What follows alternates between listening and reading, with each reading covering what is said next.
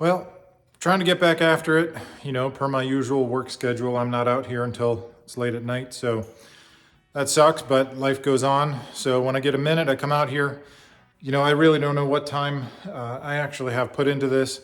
You know, if I'm working maybe an hour, maybe two, 3 nights a week at most, I'm really just kind of plugging away a little bit at a time. But this week, what I hope to do is get the inside of the A-pillars ground down, weld up the inside part of the A-pillars, finish working on the B and C pillars. I got most of the stuff done on the passenger side before. Now I'm going to work on the driver's side. I have to cut those out, reposition them, do a little bit of welding and tacking them in. So for this time, I'm going to do a lot of the time-lapse stuff, I think mostly because there's a lot of it that's repetitive working on the driver's side. But in any case, still plugging away. So hope you enjoy the project. And, you know, this is, like I've said before in a number of videos, this is a hobby. I have no idea what I'm doing. I'm not a professional. So, you know, any constructive comments are awesome. I appreciate everybody watching. You know, I don't think this is going to be something that is anything more than a hobby for me. I'm just liking the fact that I get to document what I'm doing on this project. And, you know, hopefully it's going to turn out be a pretty awesome car, something I can drive and enjoy. So hope you guys liked the video. Thanks.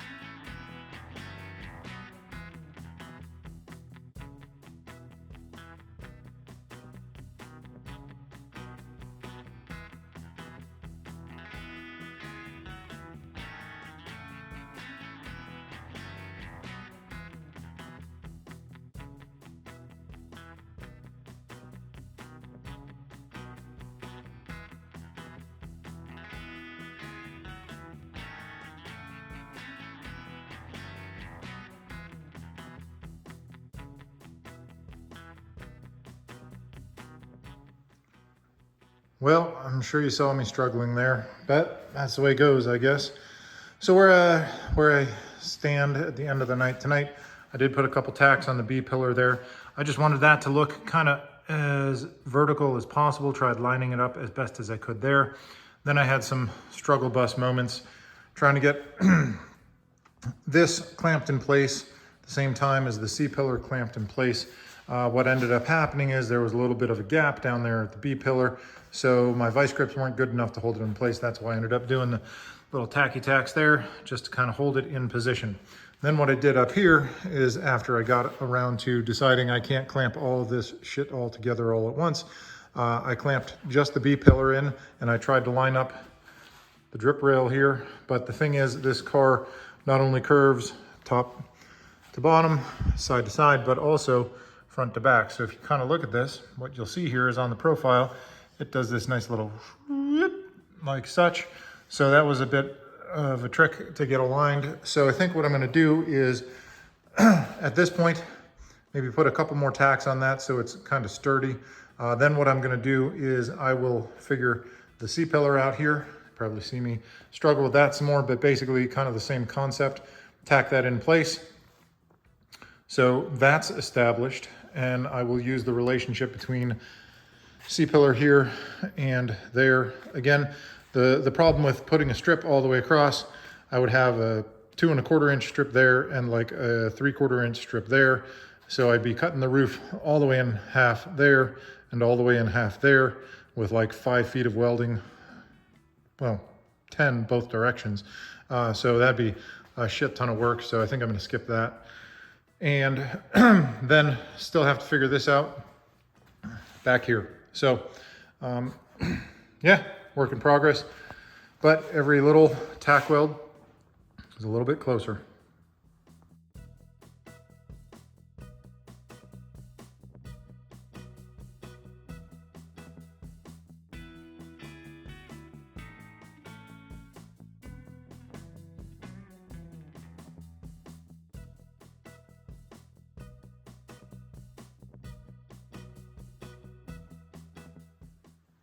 Well, here we go again.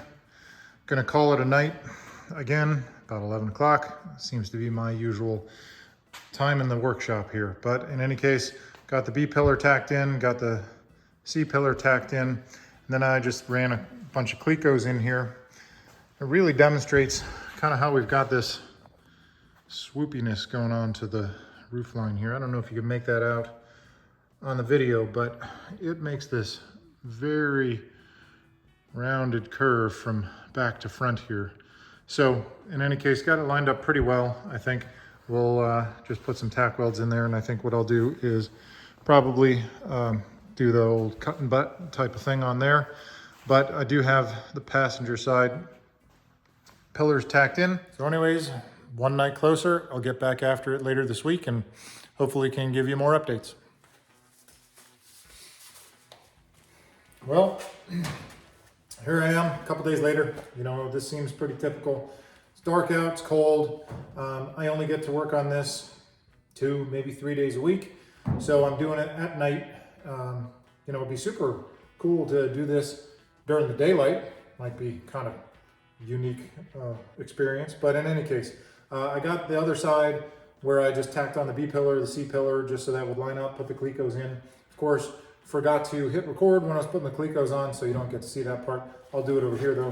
In any case, before I finally weld that side in, I figured I want to cut this side off and line up the B pillar and C pillar and tack those in, and then do some measurements on the door to make sure that I've got the same height on both sides before I kind of, you know, finally burn everything in. So in any case, what I'm going to do today is kind of what you saw on the other side.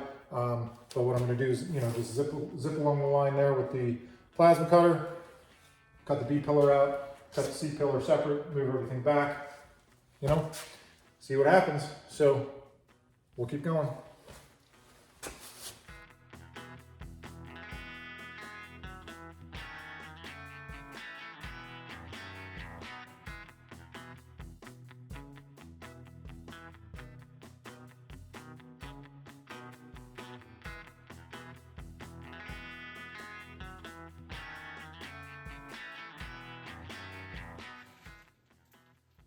Well, here we are on the driver's side, got the B pillar cut off and cleaned up, just clamped in place there. So looks pretty good. There was a little bit of fiddle factor, I guess, as would be expected. Kind of had a little bit of a lean to it. The roof was a little bit further in. I don't remember if it started that way on the other side, but had to do some fine tuning down there just to get it leaned in enough. Hopefully that doesn't mess with the doors and I don't have to cut those and lean them in as much to fit the door gap here, but I don't know. I guess we'll find that out later. So in any case, one thing I did want to observe is that when I did my other truck, that one over there, that's a 46, there was a lot more substantial construction on the inside of the pillars. If you look down in there, there's essentially just the sheet metal, and that's it. It's like 18 gauge all the way. So, I mean, as rigid as you can make that for a pillar, there's not much to it. So I've seen lots of other videos where they kind of, you know, cut it open, weld the inner structure just to make it a little stronger. Well, there ain't no inner structure. So we'll weld it up like it was. Hopefully never put this thing upside down in a ditch, I guess. But in any case, I'm going to weld this on, tack it on there, and then we'll do the C pillar. So we'll catch you up.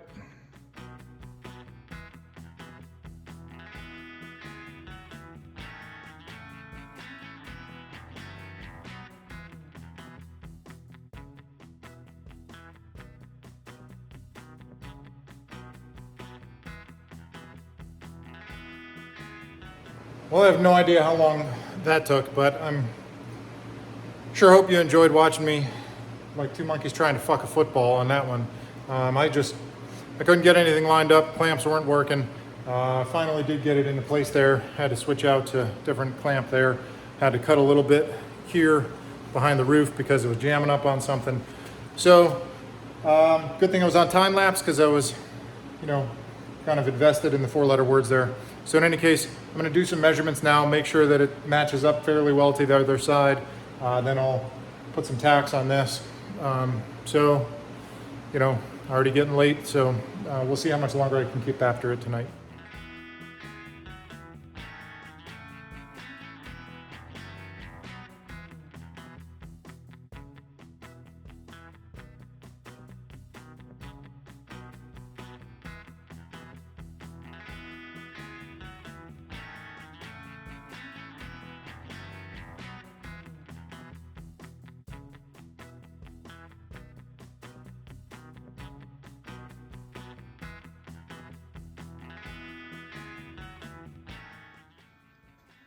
Well, not 100% certain that I made anything better tonight, but this is what I did the other night. I had it clecoed together. Looked like we had a pretty nice contour. If you follow the line of the roof there, you can see it has a nice little swoop like such. That's what I was trying to reproduce tonight. I think we kind of got there. See, it looks pretty good going all the way around, but over here, somehow I ended up a little bit short on the roof. So where I was trying to run those clecos all the way up to here where I had on the other side, I'm sure you saw me break the drill bit like a moron. So in any case, put a couple tacks in there just to hold that in place. So for tonight, B pillars tacked in, C pillars tacked in, roof is kind of held together there gently. So it's gonna be it for another night. I'm gonna clean up for a little bit. Get inside and clean up. I'll come back after it another day. Sometimes after cleaning up, helps to just fire it up. Kind of makes you feel like you're a little bit more done than you really are. So decided I would just hang out here, listen to it purr for a minute, have a little sip of a little bourbon there. So there you go. That'll do probably for this week. I just don't think I'll get another chance to come out here. See you next time.